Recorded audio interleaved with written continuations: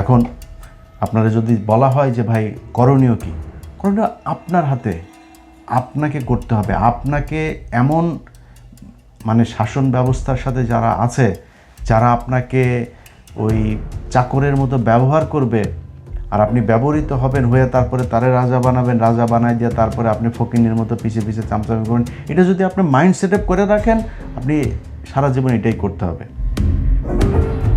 তারেক রহমানকে কিছু পরামর্শ দিল সাংবাদিক ইলিয়াস হোসেন। তিনি বলেন, তৃতীয় বিশ্বযুদ্ধ খুবই নিকটে। এ সময় যদি আপনি এ জাতিকে বাঁচিয়ে রাখতে চান, তাহলে আপনাকে পাকিস্তানের সাথে হাত মেলাতে হবে। কারণ শেখ হাসিনার কথা ছাড়া ভারত আমাদের দেশের দিকে সাহায্যের জন্য এক পাও এগোবে না। পাকিস্তানের কাছে অনেকগুলো পারমাণবিক বোমা আছে, তারা আমাদেরকে অস্ত্র দিয়েও সাহায্য করতে পারবে। আমরা বীরের জাতি হয়ে তারপরে স্বাধীন হয়ে কি বাল ফালাইলাম, দুইটা বাল ফালাইছি আমরা।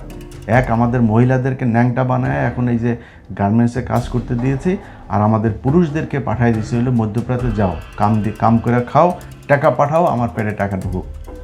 এর বাইরে কারো কোথাও কোনো জায়গায় আমাদের জন্য কিচ্ছু নেই। এই যে যারা রাজনীতি করেন না, দেখছেন মির্জা আব্বাস হাত মিলাইছে, হাত মিলায় দেখেন না, হাত মিলায়, আর যেই হাত মিলায় আবার হাতটা আবার দেখে, বুঝছেন, ময়লা হয়ে গেল না। ওরা তো জীবনে যায় না ওইখানে, ওরা এই ভোটটার জন্য খালি সেই এদের আমাদের সাথে একটু এসে হাতটা মিলায় 5 বছর পর পর। এছাড়া তো আমাদের সাথে মিলতে চায় না। যান আপনি এখন যান মিলতে, দেখেন আপনি মিলতে পারেন কিনা, পারবেন না। এইভাবে আমাদেরকে ওরা প্রজা আর ওরা হচ্ছে রাজা, এই নিয়মে গেল 54 বছর এই দেশ চলেছে। ইলিয়াস হোসাইন আরও বলেন, এদেশের যত বড় বড় অবকাঠামো আছে এগুলো সবই পাকিস্তান বানিয়ে দিয়ে গেছে। আমরা চাইলে তারা আমাদের দিকে আবারও সাহায্যের হাত বাড়িয়ে দিবে। 71 সালের আগে এই দেশে আদমজি ছিল, নিউজ প্রিন্ট ছিল, কাপ্তাই ছিল, এই সংসদ ভবন, এই জাহাঙ্গীরনগর বিশ্ববিদ্যালয়, রাজশাহী বিশ্ববিদ্যালয়, ওসমানী বিশ্ববিদ্যালয়, চিটাং বিশ্ববিদ্যালয়, মেডিকেল, এসব এদের করা, এই কমলাপুরটা এদের করা।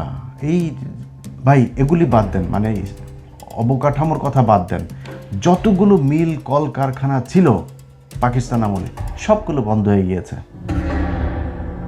এ বিষয়ে তারেক রহমানের সাথে আরও কিছুক্ষণ কথা বলেছেন ইলিয়াস হোসাইন। চলুন আমরা তার কথাগুলো শুনে আসি।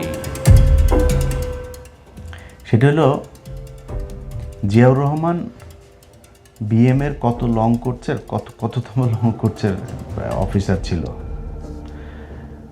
তো বিএমএটা কি, ও তখন জবাবটা দিল কি শোনেন, জবাব দিল যে উনি চিটাং লং কোর্সে ছিল, লং কোর্সের চিটাং লং কোর্সে। দেন আমি যে কথাগুলো বলতেছি না, একজন আর্মি অফিসার শুনলে কিন্তু হাসবে, বুঝছেন। আমি ওনারে জিজ্ঞেস করছি জিয়াউর রহমান বিএমএ তো ছিল না, বিএমের কত লং কোর্সের সেটা বলার পর সে বলছে চিটাগাং লং কোর্স। এখন এটা আপনাদের বুঝাইতে গেলে আমার অনেক বুঝাইতে হবে, বিস্তর আলোচনায় যাইতে হবে। মানে আর্মির লোকজন হাসতেছে যে জিয়াউর রহমান চিটাগাং লং কোর্সের ছিল। তো আমি তারা বললাম, আপনি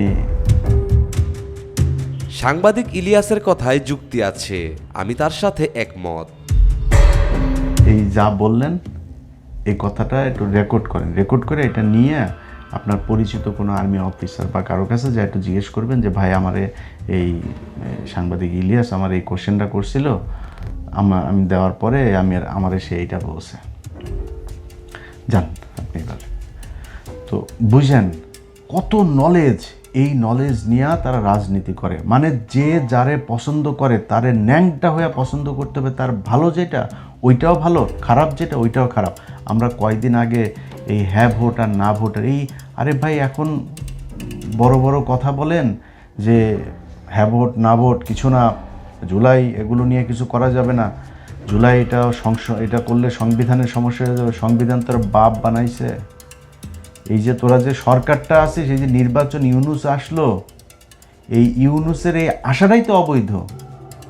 5 তারিখের পর থেকে তুই যদি নাকি সংবিধান মানতে চাস, তাহলে 5 তারিখের 2024 সালের 5ই আগস্ট থেকে আজকে পর্যন্ত পুরো সময়টাই অবৈধ। এই সংবিধানের কিছুই মানা যাবে না। এটা এইভাবে যদি করা যায় তাহলে করবো। ওনারা একটু মানবে আর একটু মানবে, সেই সাকা চৌধুরীর মতো সোনাটা লাল করে দিয়ে ওনারা দেশ চালাইতে চায়। তো তারপরেও কয়দিন ধরে তারেক রহমানের কিছু কাজকর্ম ভালোই দেখছি। আশা করি তারেক রহমানরা এই জুলাই এইটা নিয়ে কোনো মানুষের সাথে কোনো বিট্রে করবে না, এটা আমাদের আশা। তো যে বিষয় নিয়ে কথা বলছিলাম ভাই, আমাদের দেশের এই আমরা যারা গরিব মানুষ আছি, আমাদের সবার সমস্যা ভাই ওইটাই। আমরা হইলাম গিয়া প্রজা, ওরা হইল রাজা। এই যে ডক্টর ইউনূস, দীর্ঘদিন ধরে দেশের বাইরে থেকেও দেশের জন্য সবসময় ভালো চিন্তা করেন এই সাংবাদিক।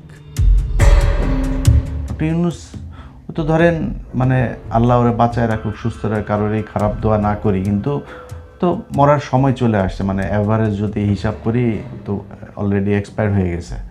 তো এই যে উনি, আমরা মনে করেছিলাম ওনার টাকা আছে, খ্যাতি আছে, সম্মান আছে, সব আছে, আর কি লাগবে ওনার। উনি এসেও একটা ম্যান পাওয়ারের বিজনেসের একটা লাইসেন্স করে গেছে, জানেন আপনারা? এই ডক্টর ইউনূসও একটা ম্যান পাওয়ারের আর অনেক কিছু করছে, জানবেন এগুলো ভবিষ্যতে। এই কাজটা সে করে গেছে। এই নুরা আসছে, বিকাশ নুরা, সেও করে যাবে। ওনার যে এমপি আছে সেও করে যাবে, মানে মন্ত্রী, ফুল মন্ত্রী যিনি আছেন তিনিও হয়তো করে যাবেন। এইভাবেই চলবে। তো আমার এই এত আলোচনা করলাম, এই আলোচনার মধ্যে সবচাইতে মানে খারাপ লেগেছে যেই জিনিসটা মনে হওয়ার পরে, যে পৃথিবীর প্রতিটা মানুষকে এখন এই যুদ্ধক্ষেত্র থেকে তার দেশের সরকার নিয়ে যাচ্ছে। আর আমার দেশের মানুষ কেমনে পাঠাবে? সরকার খালি পাঠাইতে পারলেই বাঁচে। পাঠাবে, যাবি, টাকা কামাবি, পাঠাবি, আমি ওই টাকা বাইরে পাঠাবো। এটাই আমাদের দেশের সোনার বীরের জাতি। কারণ আমি আবার একটু বাজেভাবে বললে আপনাদের অনেকের খারাপ লাগে, যে কারণে বললাম না। এই বালের বীরের জাতি ৭১-এর পর থেকে করে পিছন দিয়ে ঢুকায় তোমাদের বীরের জাতি বানায় রাখছে। তো সুন্দর করে বলতে পারি না, তাই বলতে পারলাম। তবে পুরো সিদ্ধান্তটি আমি আপনাদের উপর ছেড়ে দিলাম। আপনারা কি চান, পাকিস্তানের সাথে মিলেমিশে থাকতে, নাকি ৭১ সালের এই বেইমানের দলকে শত্রুর কাতারেই রাখতে? তো আমি তারা বললাম, আপনি এই যা বললেন এই কথাটা একটু রেকর্ড করেন, রেকর্ড করে এটা নিয়ে আপনার পরিচিত কোনো আর্মি অফিসার বা কারো কাছে যা একটু জিজ্ঞেস করবেন যে ভাই আমারে এই সাংবাদিক ইলিয়াস আমার এই কোশ্চেনটা করছিল, আমি দেওয়ার পরে আমারে সে এইটা বলছে। যান আপনি এবার।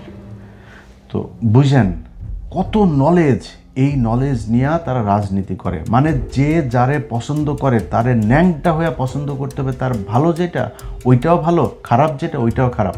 আমরা কয়দিন আগে এই হ্যাঁ ভোট আর না ভোটের এই, আরে ভাই এখন বড় বড় কথা বলেন যে হ্যাঁ ভোট না ভোট কিছু না, জুলাই এগুলো নিয়ে কিছু করা যাবে না, জুলাই এটা করলে সংবিধানের সমস্যা হয়ে যাবে। সংবিধান তোর বাপ বানাইছে।